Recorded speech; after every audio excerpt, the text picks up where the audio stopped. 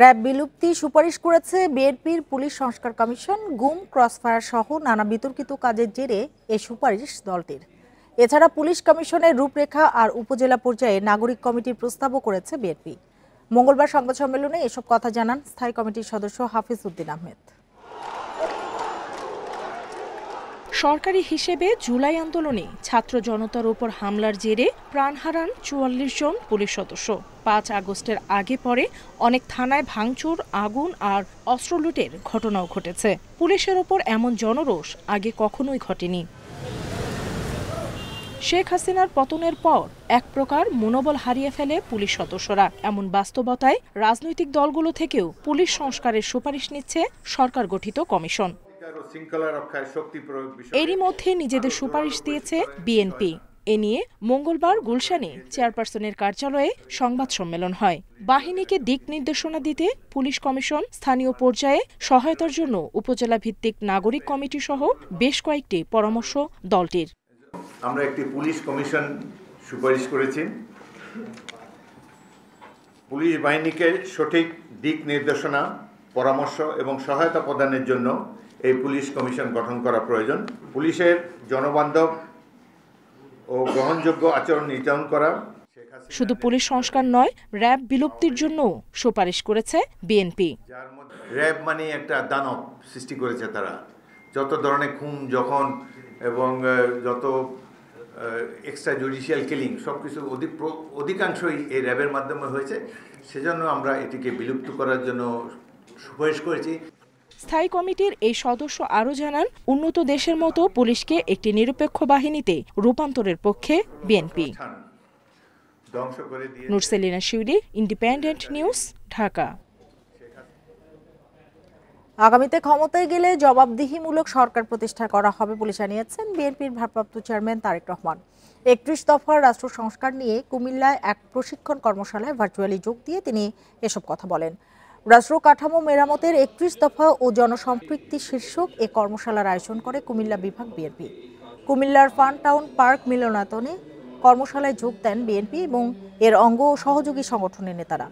দিনব্যাপী এই আয়োজনে লন্ডন থেকে ভার্চুয়ালি যুক্ত হন তারেক রহমান। কর্মশালায় অংশ নেওয়া নেতাদের নানা প্রশ্নের জবাব দেন তিনি। সমাপনী বক্তব্যে মানুষের প্রত্যাশা অনুযায়ী কাজ করতে নেতাকর্মীদের নির্দেশনা দেন বিএনপির ভারপ্রাপ্ত চেয়ারম্যান। তিনি বলেন, বিএনপির ওপর মানুষের যে আস্থা রয়েছে তা ধরে রাখতে হবে। স্বৈরাচার অনেক কিছু ধ্বংস করে দিয়ে গেছে, এই দেশটাকে তারা ধ্বংস করে দিয়ে গেছে, এই দেশের মানুষের ভবিষ্যৎ তারা ধ্বংস করে দিতে চেয়েছিল। এখনো সম্ভাবনা আছে এবং সেই সম্ভাবনাকে যদি বাস্তবায়ন করতে হয়, মানুষ বিএনপির দিকে তাকিয়ে আছে। বিএনপি হিসাবে আসুন আমরা মানুষের সেই প্রত্যাশা পূরণের জন্য আমাদের সর্বোচ্চ দিয়ে আমরা চেষ্টা করি। ৫ই আগস্ট থেকে ২২শে অক্টোবর পর্যন্ত সংখ্যালঘুদের উপর নির্যাতনের ৮৮ মামলায় ৭০ জন গ্রেপ্তার। এখন পর্যন্ত গ্রেপ্তার হয়েছে বলে জানিয়েছে প্রধান উপদেষ্টা প্রেস সচিব শফিকুল আলম। মঙ্গলবার সন্ধ্যায় রাজধানীর বেইলি রোডে ফরেন সার্ভিস একাডেমিতে নিয়মিত সংবাদ সম্মেলনে তিনি একথা জানান। প্রেস সচিব বলেন, আন্তর্জাতিক গণমাধ্যমের অনুসন্ধানে উঠে এসেছে সংখ্যালঘুদের উপর হামলার বেশিরভাগই রাজনৈতিক ও ব্যক্তিগত কারণে। কিন্তু গ্রেপ্তার ও বিচারের ক্ষেত্রে কার রাজনৈতিক পরিচয় কি তা বিবেচনা করা হবে না বলে জানিয়েছেন তিনি। এদিকে দেশে বসবাসরত রোহিঙ্গা প্রসঙ্গে তিনি বলেন, আগামী বছর সেপ্টেম্বর-অক্টোবরে বিশ্ব দরবারে রোহিঙ্গা সংকটের কথা তুলে ধরে বাংলাদেশ আন্তর্জাতিক সম্মেলন আয়োজন করা হবে। এদিকে প্রধান উপদেষ্টার deputy press secretary Mohammad Abul Kalam Azad Majumdar বলেন, ২০০৯ থেকে ২০২৪ সাল পর্যন্ত ১৫৪০ জন পদবঞ্চিতের অভিযোগ নিয়ে প্রধান উপদেষ্টা বরাবর আবেদন করেছে। তার প্রেক্ষিতে বাছাই করে উপসচিব থেকে সচিব পদমর্যাদার ৭৪৬ জনকে সুযোগ সুবিধা দিয়ে পদোন্নতি দেওয়া হয়েছে। এদিকে দ্রব্যমূল্যের প্রশ্নে প্রেস সেক্রেটারি জানান, বাজার নিয়ন্ত্রণে সর্বোচ্চ চেষ্টা করছে সরকার।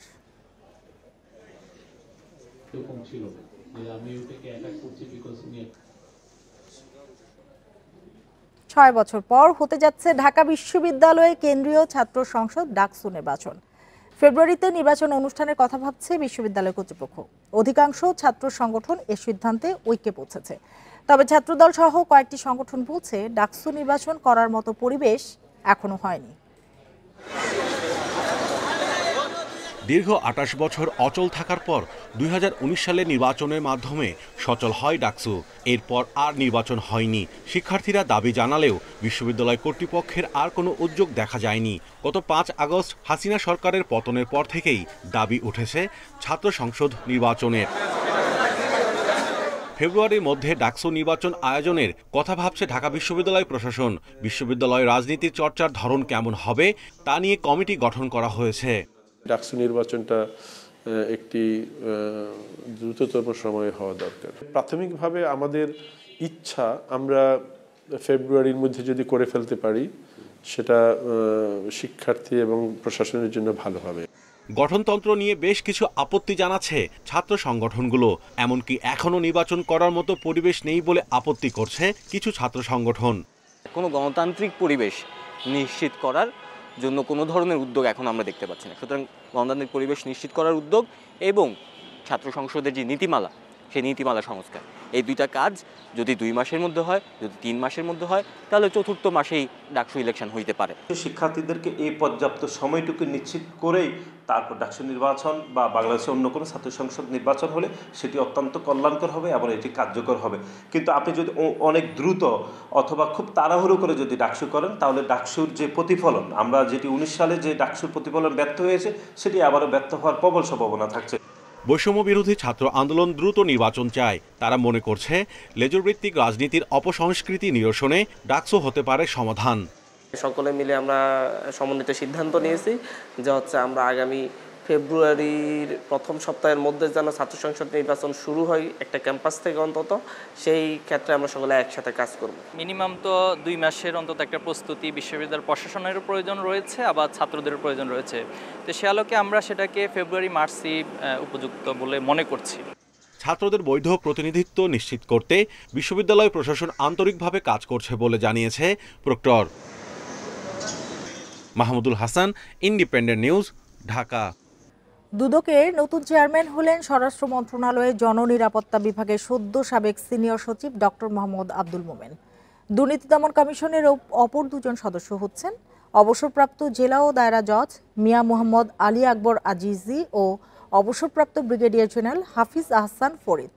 রাষ্ট্রপতির আদেশক্রমে মন্ত্রিপরিষদ সচিব শেখ আব্দুর রশিদ স্বাক্ষরিত এক প্রজ্ঞাপনে এ তথ্য জানানো হয়। এদিকে ডক্টর আব্দুল মোমেনের চুক্তিভিত্তিক নিয়োগের বাকি মেয়াদ বাতিল করেছে সরকার। মঙ্গলবার জনপ্রশাসন মন্ত্রণালয় থেকে এ সংক্রান্ত প্রজ্ঞাপন জারি করা হয়।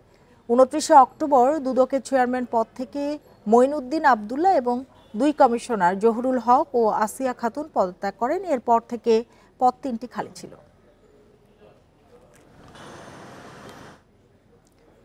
ন্যায় বিচারের দাবিতে রাজধানীর সোহরাওয়ার্দী উদ্যানে গণসমাবেশ করেছে গুমের শিকার হওয়া ব্যক্তিদের পরিবারের সদস্যদের সংগঠন মায়ের ডাক। আন্তর্জাতিক মানবাধিকার দিবস উপলক্ষে দুপুর 1টায় শুরু হওয়া এ সমাবেশে গুম, বিচার বহির্ভূত হত্যাকাণ্ড, শাপলা চত্বরের ঘটনা, পিলখানা হত্যাকাণ্ড এবং জুলাই গণ অভ্যুত্থানে ভুক্তভোগীদের পরিবারের সদস্য ও স্বজনরা অংশ নেন। যেসব পরিবারের সদস্যরা এখনও নিখোঁজ রয়েছেন তাদের স্বজনরা ক্ষোভ প্রকাশ করে বিভিন্ন দাবি তুলে ন্যায় বিচারের আহ্বান জানান। এছাড়া জাতিসংঘের প্রতিনিধি, স্থানীয় ও আন্তর্জাতিক মানবাধিকার কর্মী এবং বিভিন্ন রাজনৈতিক দল ও সংগঠনের নেতাকর্মীরাও সমাবেশে উপস্থিত ছিলেন। আমি আজকের এই সমাবেশ থেকে নিরপরাধ পিটিআর ভাইদের মুক্তির দাবি করছি। আমার বাবা খুনের শিকার, আমি নিজে গুমের শিকার, আমার মা মামলার শিকার। সারা দেশে নদ নদীর সংখ্যা 1156টি। বিভাগীয় কমিশনারের কার্যালয়ের তথ্য যাচাইয়ের পর এ খসড়া তালিকা প্রকাশ করা হয়েছে। রাজধানীর গ্রিন রোডে পানি ভবনে নদ নদীর সংখ্যা নির্ধারণ বিষয়ক অবহিতকরণ সেমিনারে তালিকা প্রকাশ করে নৌ মন্ত্রণালয়। সেমিনারে জানানো হয়, স্বাধীনতার অর্ধ শতাব্দী পার হলেও নদ নদীর প্রকৃত সংখ্যা নির্ভুলভাবে নিরূপণ করা সম্ভব হয়নি। নদী গবেষণা ইনস্টিটিউটের হিসেবের সাথে নদী কমিশনের হিসাব এবং এই 2 সংস্থার সাথে পানি উন্নয়ন বোর্ডের হিসাব মেলে না। তাই অন্তর্বর্তী সরকার ক্ষমতায় আসার পর 2 মাসের মধ্যে নদীর সঠিক তালিকা প্রস্তুতের উদ্যোগ নেয়। আগামী বাংলা নববর্ষের দিন নদী ও খালে চূড়ান্ত তালিকা প্রকাশ করবে বলে জানায় নৌ মন্ত্রণালয়। অনুষ্ঠানে 2 উপদেষ্টা জানান, নদীর দখলদারদের তালিকা চূড়ান্ত হয়েছে, একই সাথে দূষণকারীদের বিরুদ্ধেও ব্যবস্থা নেওয়া হবে।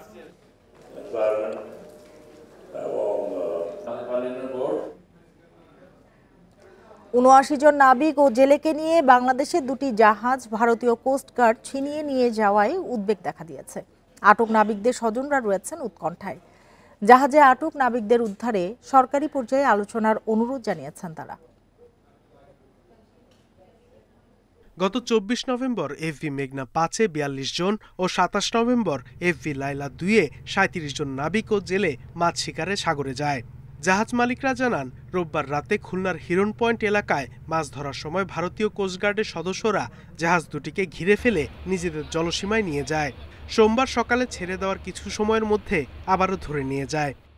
ওই জায়গায় কিন্তু সবাই ফিশিং করে এবং সবসময় ফিশিং করে, এমন না যে আমাদেরটা প্রথম গেছে সেরকম না। ওইটা আমাদের এরিয়ায় ছিল, এরিয়ার একটা কোন জায়গায় থেকে ফিশিং করছে ওইটা এরিয়াটা ডিটেলসটা আমরা দিয়ে দিছি। তো আসলে এখানে সবসময় ফিশিং করে, এখান থেকে কখনো ধরে নেওয়ার কোনো আসলে নাই, নজির নাই। জাহাজের অবস্থান নির্ণয়কারী সংস্থা জানাচ্ছে, জাহাজ দুটির বর্তমান অবস্থা ভারতের প্যারাদ্বীপ বন্দর থেকে ৯ নটিক্যাল মাইলের মধ্যে। প্রতিটি জাহাজে ৫-৬ জন করে কোস্টগার্ডের অস্ত্রধারী সদস্যরা পাহারায় রয়েছে। সবশেষ মঙ্গলবার সকালে স্যাটেলাইট ফোনে জাহাজ দুটির ক্যাপ্টেনদের সঙ্গে কথা হয়েছে মালিকপক্ষের। এছাড়া অপহৃতদের ফিরিয়ে আনতে সরকারের পক্ষ থেকে উদ্যোগ নেওয়া হয়েছে। আমরা সাথে সাথেই এ ব্যাপারে ঊর্ধ্বতন কর্তৃপক্ষকে বিষয়টি অবহিত করি। আমাদের চুয়াসব যে নৌ গ্রাউন্ড আছে আর কি, সেই গ্রাউন্ডের কাছাকাছি তারা এই মাছটা ধরতে ছিল এবং আমাদের সীমানায়, এটা ভারতীয় কোনো সীমানা নয়, সেখানেই তারা মাছ ধরতে ছিল এবং তারা ওখান থেকে অপহৃত হয়েছে। বাংলাদেশের জলসীমায় ঢুকে ভারতীয় কোস্টগার্ডের জাহাজ ছিনতাইয়ের ঘটনা এর আগে কখনো ঘটেনি। Independent news. আলুর বাজার নিয়ন্ত্রণে সরকারের ব্যর্থতা স্বীকার করলেন বাণিজ্য উপদেষ্টা। এ থেকে শিক্ষা নিয়ে আগামীতে যথাযথ ব্যবস্থা নেওয়ার আশ্বাস দেন তিনি। মঙ্গলবার রাজধানীর পল্টনে ERF প্রাণ মিডিয়া অ্যাওয়ার্ড উপলক্ষে আয়োজিত অনুষ্ঠানে উপদেষ্টা এসব কথা বলেন। এ সময় তিনি বলেন, অনিয়মের অভিযোগে বাদ দেওয়া হয়েছে টিসিবির ৪৩ লাখ কার্ড। নিম্ন আয়ের ১ কোটি পরিবারকে বাজারের চেয়ে কম দামে নিত্যপণ্য সরবরাহ করত টিসিবি, কিন্তু বিদায়ী সরকারের টিসিবি কার্ড বিতরণে দলীয় বিবেচনা, স্বজনপ্রীতি ও দুর্নীতির অভিযোগ ওঠে। অন্তর্বর্তী সরকার যাচাই বাছাই করে কার্ড সংখ্যা ৫৭ লাখে নামিয়েছে। এদিকে চলতি বছর আলুর বাজার লাগামহীন হয়ে পড়ে, প্রতি কেজির দাম ছাড়ায় ১০০ টাকা। বাণিজ্য উপদেষ্টা জানান, উৎপাদন, চাহিদা ও সরবরাহ পর্যায়ে তথ্যের দুর্বলতা সহ নানা কারণে আলুর দাম নিয়ন্ত্রণে এই ব্যর্থতা। আমার উদ্দেশ্যে অফকোর্স আমাদের ফেলিয়ার আছে আলুতে, এটা অস্বীকার করার কোনো সুযোগ নেই। আমি আশা করি এই বছরের শিক্ষা থেকে, কারণ আমরা আগামী বছর জন্য আলুতে আরও ভালো কাজ করতে পারি, এই ধরনের কোনো সংকট তৈরি না হয়, সেটার ব্যাপারে আমি যথেষ্ট সজাগ থাকবো, এই প্রতিশ্রুতি আমি আপনাদেরকে দিচ্ছি। এ সময় তিনি আরও বলেন, ৫ আগস্টের একটি প্রতিষ্ঠান তেল চিনির উৎপাদন বন্ধ করায় বাজারে চাহিদা মেটানো চ্যালেঞ্জিং হয়েছে।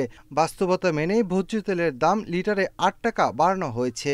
দেশ থেকে পালিয়ে যাওয়ার ফলে যে একটা সরবরাহের ঘাটতি হয়েছে, ওই তুলনায় কিন্তু বাজারে আপনারা রিয়াকশন টের পাচ্ছেন না। আমি যখন গতকাল তেলের প্রাইস বাড়ানোর সিদ্ধান্ত নিই, এটা বাস্তবমুখী হিসেবে যদি আমি সিদ্ধান্ত না নিতাম, তাহলে দীর্ঘমেয়াদী একটা ক্ষতির কারণ হয়ে যেত।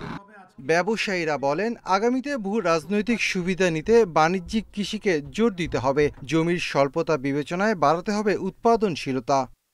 আগামী দিনে কিন্তু ধানের পাশাপাশি যেন কৃষকের লাভ হয়, এই ধরনের পণ্য যদি আমরা উৎপাদনে যাই, তাহলে কিন্তু কৃষক উপকৃত হবে। তখন কিন্তু আমাদের কিন্তু ভ্যালু অ্যাডেড কৃষি নিয়ে চিন্তা করতে হবে।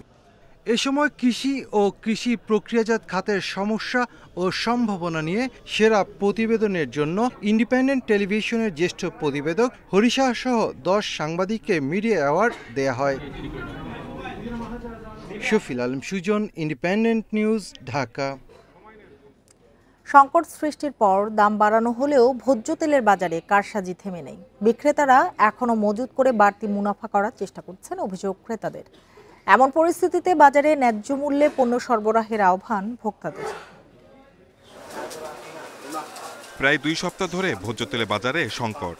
পরিস্থিতি নিয়ন্ত্রণে সোমবার সয়াবিন তেলের দাম প্রতি লিটারে ৮ টাকা বাড়ায় সরকার। তবে এখনও বাজারে সরবরাহ স্বাভাবিক হয়নি। ক্রেতাদের অভিযোগ, এখনও কারসাজির চেষ্টায় ব্যবসায়ীরা। এমন অভিযোগের পর রাজধানীর মোহাম্মদপুর কৃষি মার্কেটে অভিযান চালায় ভোক্তা অধিদপ্তর। পুরাতন দামে কেনা সয়াবিন তেল মজুত করার প্রমাণ মেলে। ২-৩ পিস মাল হলো কি আমরা আমাদের পার্সোনাল কিছু কাস্টমার আছে, তাদের জন্য রাখছি। তো এটা মানে এটাও ওনারা বুঝতে চাচ্ছে না। সরবরাহটা ঠিকভাবে থাকা উচিত, এটা আমি মনে করি সবসময়। কারণ সাধারণ পাবলিক যারা আমাদের মতো মধ্যবিত্ত আয় করে তাদের জন্য তো এটা কষ্টকর। ভোজ্য তেল সহ অন্য নিত্যপণ্যের বাজারে বিভিন্ন পর্যায়ে কারসাজি হচ্ছে বলে জানিয়েছে ভোক্তা সংরক্ষণ অধিদপ্তর।